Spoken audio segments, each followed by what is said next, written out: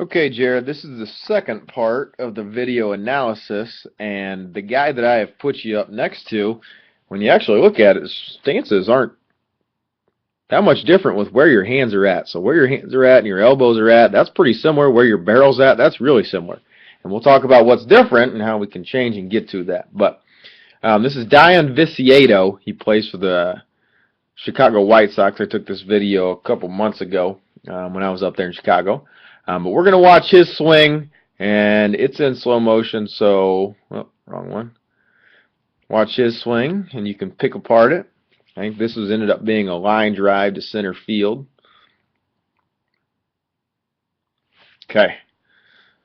So if we replay this, let's look first at his feet in his stance. Okay, so if we go back to this arrow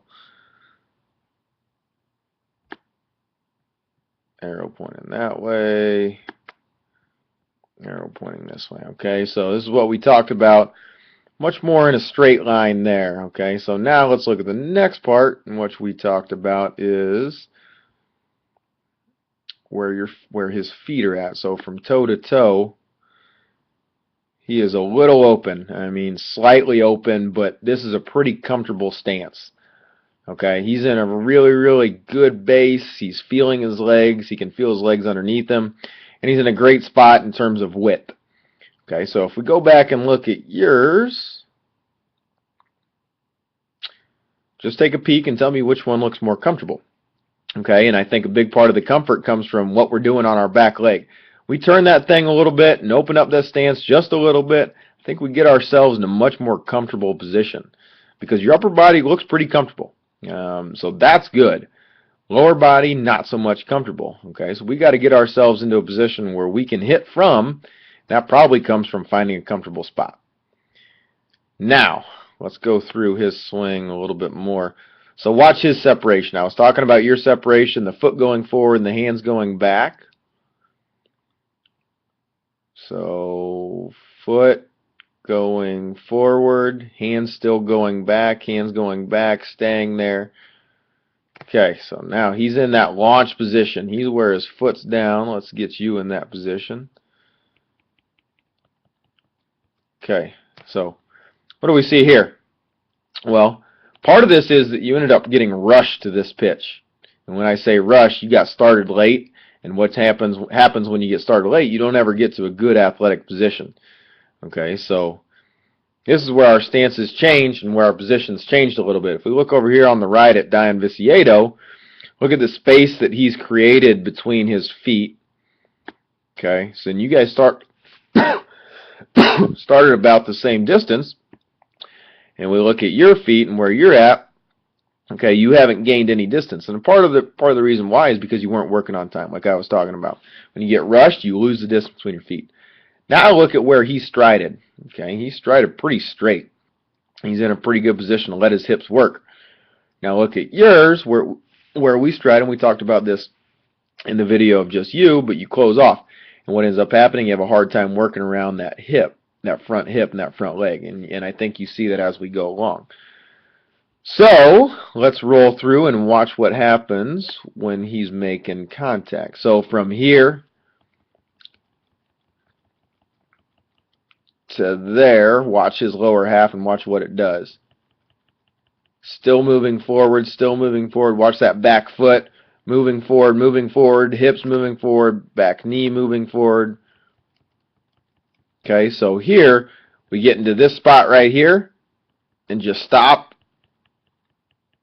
as opposed to getting to this position right here and come on.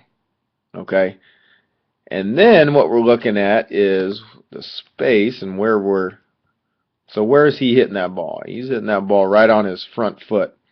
Where are you hitting this ball? Okay, you're hitting it right off of our front foot. So ultimately, we're trying to get into this position that Dayan Viciedo can get into. Like I said earlier, that all really comes from getting your hands to that spot there and then turning the barrel through the middle, as opposed to pushing your hands a little bit more. Okay? So eventually, we want to get to this position and have a strong base underneath us. And honestly, Jared, really where that comes from is working a little bit more on time. Let's look at this swing. You do a better job of working on time, but you still got some distance that you can get to. So you're a tall kid. You want to think about getting 1.5 times the width or 2 times the width of your waist when your feet get down. And it's hard to tell because based on a ruler, I don't have that, and based on your height, I'm not quite sure from looking at this, but I could tell you that you're probably in too narrow of a position. Okay, so what it comes from is working on time, working a little bit earlier, opening ourselves up a little bit more, and starting with that back foot turned in just a little bit more as well. We do all those things, and I think we get ourselves in a pretty good position. And eventually, you get stronger and bigger. You look like this guy over here on the right, and you turn these balls that are line drives into center field into balls that are hit over the center fielder's head. Okay, so when I talk about extension, look at what he does from here to here.